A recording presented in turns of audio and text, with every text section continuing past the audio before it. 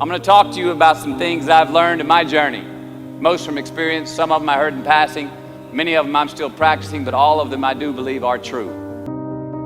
Life's not easy. Life is not easy. It is not. Don't try to make it that way. Life's not fair. It never was. It isn't now, and it won't ever be. Do not fall into the trap, the entitlement trap, of feeling like you're a victim. You are not. Get over it and get on with it. Unbelievable is the stupidest word in the dictionary. Should never come out of our mouths. Think about it. To say, oh wow, what an unbelievable play. It was an unbelievable book, an unbelievable film, an unbelievable act of courage. Really? It may be spectacular, it may be phenomenal, most excellent or outstanding, but unbelievable? Give others and yourself more credit. It just happened. You witnessed it. You just did it. Believe it. Again, it just happens, and it happens every day. Nothing that we Homo sapien earthlings do is unbelievable.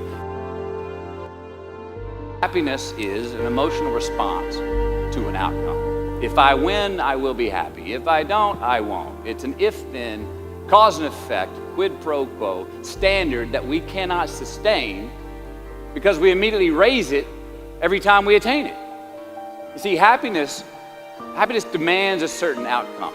It is result reliant.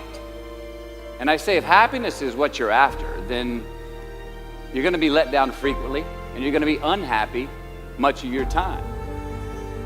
Joy, though, joy is a different thing. It's something else. Joy is not a choice. It's not a response to some result. It's a constant. Joy is the feeling that we have from doing what we are fashioned to do, no matter the outcome. So the question that we got to ask ourselves is what success is to us, what success is to you. Is it more money? That's fine. I got nothing against money. No. Maybe it's a healthy family. Maybe it's a happy marriage. Maybe it's to help others, to be famous, to be spiritually sound, to leave the world a little bit better place than you found it. Continue to ask yourself that question. Now your answer may change over time, and that's fine. But do yourself this favor. Whatever your answer is, don't choose anything that will jeopardize yourself. Prioritize who you are, who you want to be, and don't spend time with anything that antagonizes your character. Me, how do I define success? For me, myself. Well, for me, it's a measurement of 5 things. We got fatherhood. We got being a good husband. We got my health, mind, body, and spirit. We got career, and we got friendships. These are what's important to me in my life right now.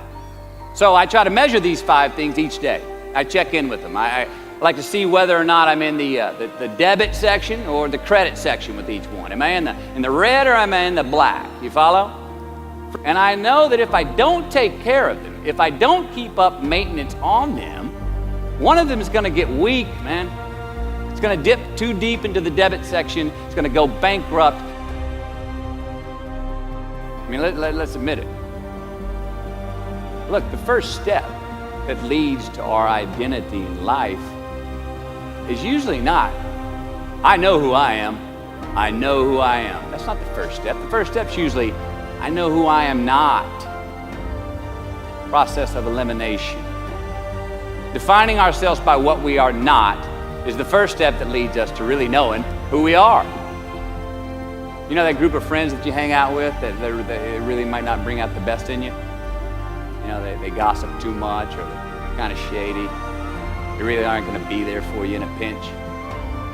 Or how about that bar that we keep going to that we always seem to have the worst hangover from? Or that computer screen, right? That computer screen that keeps giving us an excuse not to get out of the house and engage with the world and get some real human interaction.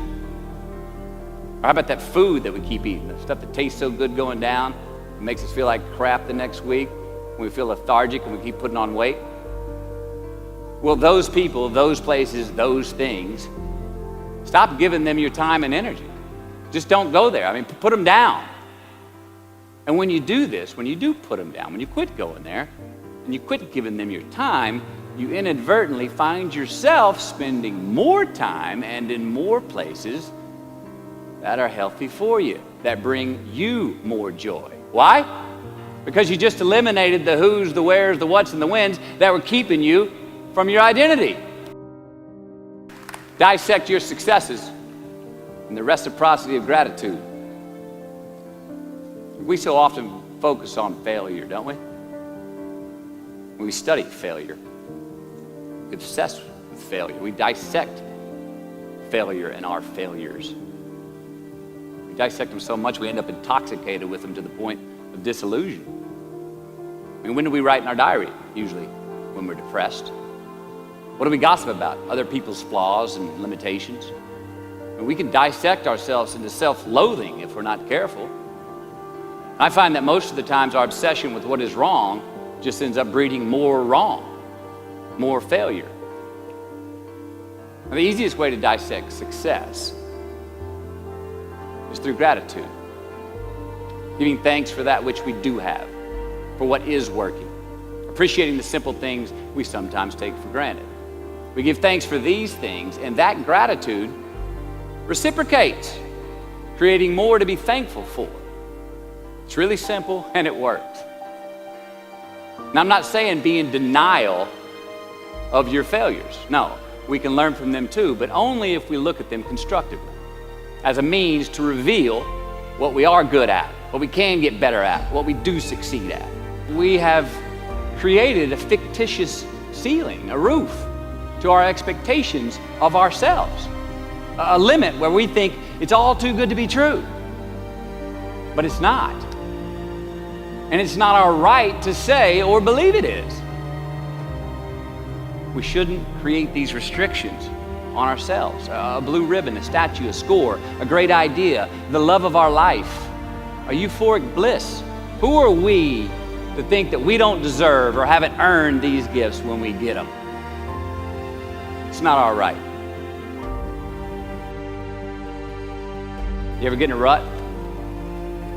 You know what I'm talking about? You get in a funk, get stuck on the merry-go-round of a bad habit. I have. Look, we're gonna make mistakes. You gotta own them. Then you gotta make amends. And then you gotta move on. Guilt and regret kills many a man before their time. So turn the page, get off the ride.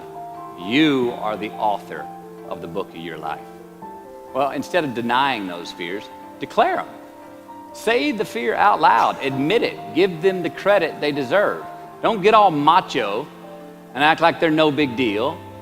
And don't get paralyzed by denying that they exist and therefore abandoning your need to overcome them. I mean, I'd even subscribe to the belief that we're all destined to have to do the thing that we fear the most anyway, at some point. So give your obstacles credit, and you will, one, find the courage to overcome them, or you will, two, see more clearly that they're not really worth prevailing over. So be brave, have courage, and when you do, you get stronger, you get more aware, you get more respectful of yourself and that which you fear.